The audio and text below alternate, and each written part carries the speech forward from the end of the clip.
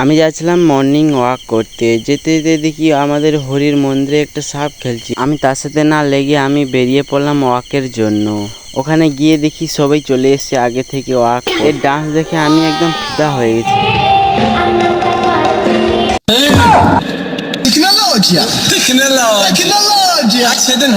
আর সবাই যে যার কাজ শুরু করে দিয়েছে।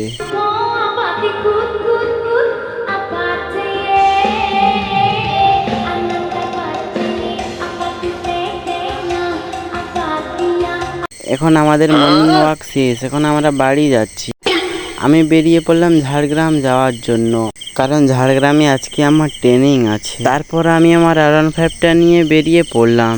শালা আমি এমনিতেই অনেক কালো, আবার ছেড়েছে রোদ, তাই আমি পৌঁছে ছাতা নিয়ে চললাম। এখন আমি বাড়ি বেরিয়ে পড়েছি। এখন আমি চলে এসেছি আমার R15টার কাছে। বে আমার R15টা কোথায় গেল বে? কেউ আর কিডন্যাপ করে নেয়নি তো?